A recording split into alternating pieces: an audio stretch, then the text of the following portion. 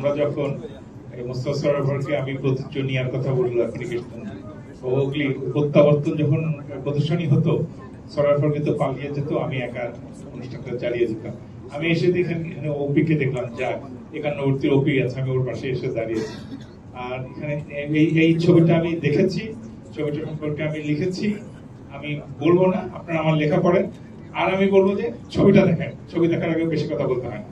কিন্তু আমি বলতে পারি যে সিনেমা হলে গিয়ে সিনেমা দেখে, সিনেমা দেখার পরে যে রসায়নগুলি কাজ করা উচিত, এই সিনেমাটা আমার ভিতরে কাজ করেছিল। আমি অভিভূত হয়েছি। এর চাইতে বেশি এনজয় করেছি বাংলাদেশের ছবি আমি খুব অল্প কটার নাম বলতে পারবো, কিন্তু এটা ওয়ান অফ দ্য বেস্ট। ঠিক আছে, কংগ্রাচুলেশন তানভীর। তানিমকে অনেক অভিনন্দন এবং ভালোবাসা। বেশ লম্বা সময় ধরে আমাদের আলাপ হচ্ছিল যে তানিম উৎসব করতে যাচ্ছে, সেটা নিয়ে অনেক আলাপ গল্প।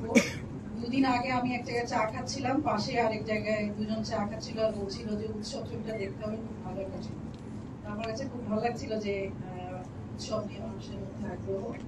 তানিমকে আমি চিনি প্রায় 25 বছর হবে। শূন্য দশকের 2000-এ এক ঝাঁক তরুণ আমরা একসাথে ছাত্র রাজনীতিতে পাই। তাদের মধ্যে তানিম একজন ছিল, আরিফ, সৌভিক তারাও ছিলেন। আমাদের একসাথে বেড়ে ওঠা অনেক মধুর সম্পর্ক, অনেক আশা হতাশা ভাগাভাগি, স্বপ্ন ভাগাভাগির মধ্য দিয়ে আমরা বড় হয়েছি। তানিম আমাদের খুব কাছের বন্ধু। তানিম সিনেমা বানাতে চাইতো, বানিয়েও ছিল এবং সেই কাজটা অব্যাহত রাখতে পেরেছে। সেটা আমাদের জন্য অনেক বড় ব্যাপার। আমরা আশা করি উৎসব আমরা সবাই মিলে দেখবো এবং আরিফ, অর্জুন এবং শূন্য দশকের তরুণরা, তানিম সহ সবাই আমাদের সামনে। আমরা জাহিদ ভাই আর্টিস্ট স্কুলের পক্ষ থেকে, যেহেতু উনি সবচেয়ে মোটামুটি পুরা পর্যায়ে ফেলে দিচ্ছে।